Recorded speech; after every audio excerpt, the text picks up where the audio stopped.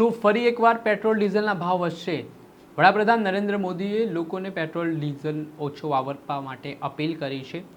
હોર્મુઝ ખાડીમાં હજી પણ ઈરાનનો કબજો છે ને હાલ આ તબક્કે કેન્દ્ર સરકારનું કહેવું છે કે પેટ્રોલ ડીઝલની કોઈ અછત નથી. બીજી તરફ 1 લાખ કરોડ રૂપિયાનું નુકસાન ખાનગી કંપનીઓ ભોગવી ચૂકી છે. ત્યારે હવે જોવાનું છે આ મામલે અહેવાલ સમજવાના છે કે શું આગામી સમયમાં સ્થિતિ નિર્માણ પામી શકે છે.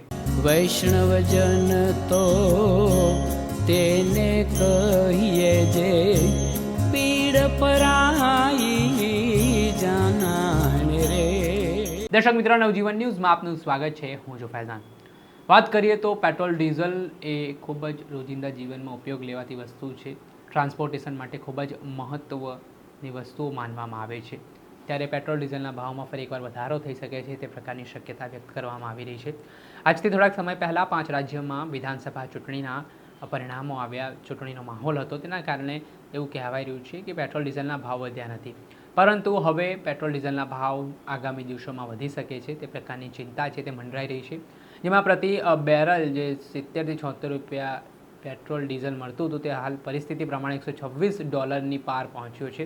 ને એવું કહેવાય છે કે જે ઓઇલ કંપનીઓ છે તે 1 લાખ કરોડ રૂપિયાનું નુકસાન ભોગવી ચૂકી છે. તેના જ કારણે હવે આ કંપનીઓ છે તે આગામી દિવસોમાં ભાવ વધારો કરીને લોકોના માથે આ ભાવ વધારો ઝીંકી શકે છે. ને આ વચ્ચે થોડાક દિવસ પહેલાં એક અફવાઓ પણ સોશિયલ મીડિયાના માધ્યમથી વહેતી થઈ હતી. પેટ્રોલ ડીઝલના ભાવમાં 10 રૂપિયાનો વધારો થયો છે. જોકે એ બાબતને લઈને કેન્દ્ર સરકારે ફગાવી હતી. જે અફવાઓ હતી તે પાયાવિહોણી ગણાવી હતી. અને કેન્દ્ર સરકારે સ્પષ્ટ વલણ અપનાવતા કહ્યું કે અત્યારે પેટ્રોલ ડીઝલના ભાવમાં કોઈ પણ પ્રકારનો વધારો કરવામાં આવ્યો નથી, પણ હવે એવી શક્યતા વ્યક્ત કરવામાં આવી રહી છે કે પેટ્રોલ ડીઝલના ભાવમાં ગમે ત્યારે હવે સરકાર છે તે વધારો કરી શકે છે. તેના જ પગલે પેટ્રોલ પંપ ઉપર કેટલીક જગ્યાએ લાઈનો પણ જોવા મળી રહી છે. થોડાક સમય પહેલાં પણ કેટલીક અફવાઓ વહેતી થઈ હતી. હોર્મુઝ ખાડીમાં જે ઈરાન ઇઝરાયલ વચ્ચે યુદ્ધની પરિસ્થિતિ નિર્માણ થઈ હતી, તેના કારણે હોર્મુઝ ખાડી ઉપર ઈરાન દ્વારા જે પેટ્રોલ ડીઝલના જહાજો છે તેને અટકાવી દેવામાં આવ્યા હતા અને તેના કારણે અછત સર્જાઈ શકે તેવી વાત સામે આવી હતી. ને આના જ પગલે મોટી સંખ્યામાં અફવાઓનો શિકાર બનીને લોકો પેટ્રોલ પંપ ઉપર પહોંચ્યા હતા.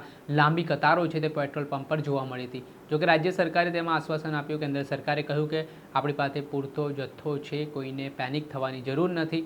પરંતુ હવે સ્થિતિ જે નિર્માણ પામી છે, દિવસે ને દિવસે જે સમાચારો સામે આવે છે તે મુજબ હવે ભાવ વધારા માટે જનતાને તૈયાર રહેવું પડશે તેવું હાલ અનુમાન લગાવવામાં આવી રહ્યું છે.